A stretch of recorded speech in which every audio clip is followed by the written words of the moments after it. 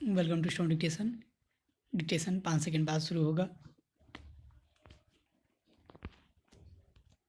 Ready, start. बहनों, भारतीय स्त्री जाति की प्राचीन गौरव, गरिमा एवं उच्च परंपराओं को ध्यान में रखकर न केवल आपको शिक्षित होना है, बल्कि शिक्षा समाप्त करने के पश्चात पुरुषों के साथ सहगामिनी बनकर आपको सब दिशाओं में कदम बढ़ाना है।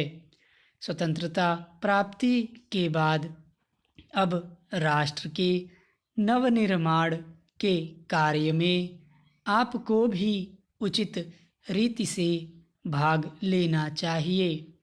यह सब तभी संभव हो सकता है जब हम वर्तमान शिक्षा पद्धति की कमियों एवं दोषों को दूर कर उसको अपने अनुकूल एवं उपयोगी बना सकेंगे। इस संबंध में भी देश में परस्पर विरोधी विचारधाराएं प्रचलित हैं।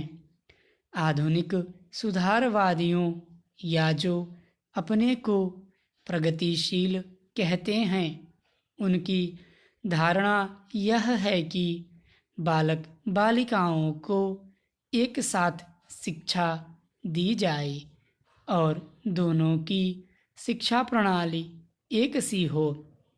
उनका यह भी विचार है कि स्त्रियों को न केवल शिक्षा पद्धति में ही बल्कि अन्य क्षेत्रों में भी पुरुषों के बराबर के अधिकार मिलने चाहिए तथा उन्हें संपूर्ण सामाजिक स्वतंत्रता होनी चाहिए। उन्हें समाज के समस्त व्यवसाय और व्यापारों में समान रूप से भाग लेना चाहिए और शिक्षा प्रणाली की रचना इन सबके अनुकूल होनी चाहिए। दूसरी ओर कट्टरपंथियों के विचार इनके विपरीत हैं।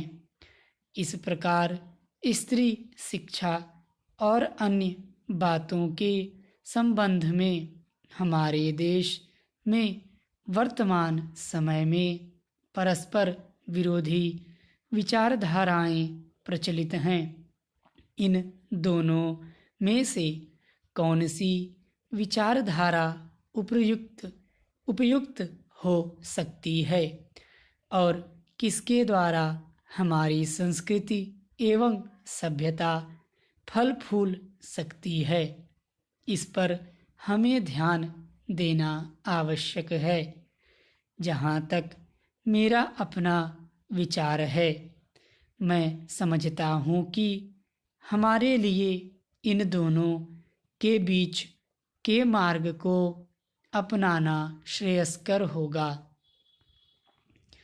वर्तमान शिक्षा पद्धति के आदर्श एवं उद्देश्यों में जो दोष पाए जाते हैं, उनके अतिरिक्त वह बहुत महंगी सिद्ध हो रही है। प्रतिवर्ष हम अपने शिक्षालयों द्वारा हजारों विद्यार्थियों को तैयार करते हैं, जिनमें से बहुतों को नौकरियां न मिलने पर जीविका चलाना बहुत कठिन हो जाता है। इस प्रकार हम अपने शिक्षालयों द्वारा जहां काफ़ी संख्या में विद्यार्थी बेकार तैयार होते देखते हैं, वहां फैशन परस्त भी तैयार होते देखते हैं। हमारे साधारण गृहस्थ घरों की लड़कियां जब प्रारंभ में आधुनिक शिक्षालयों में प्रवेश पाती हैं, तो धीरे धीरे वे भी वहाँ की फैशन परस्ती की शिकार हो जाती हैं और सुंदर सुंदर बहुमूल्य साड़ियाँ एवं भांति भांति की साज श्रृंगार की वस्तुओं की नकल करने लगती हैं, जिससे अपने माँ बाप या अभिभावकों को पर्याप्त मात्रा में व्यय कराने के संकट में डाल देती हैं। ऐसी शिक्षा प्राप्त कर जब वे स्कूल या कॉलेज छोड़कर जाती हैं तो उनका जीवन भार स्वरूप होने का भय रहता है, क्योंकि जीवन के कार्य क्षेत्र में वह अपव्ययी शिक्षा पद्धति धनोपार्जन के उपयुक्त सिद्ध नहीं हो सकती। यह नौकरी की आशा भी पूरी नहीं कर सकती और अंत में यह शिक्षा उनके लिए निकम्मी मालूम पड़ती है। इसलिए हमें सचेत होकर सोचना है कि क्या वर्तमान शिक्षा पद्धति ही हमारे लिए उपयुक्त है। स्टॉप।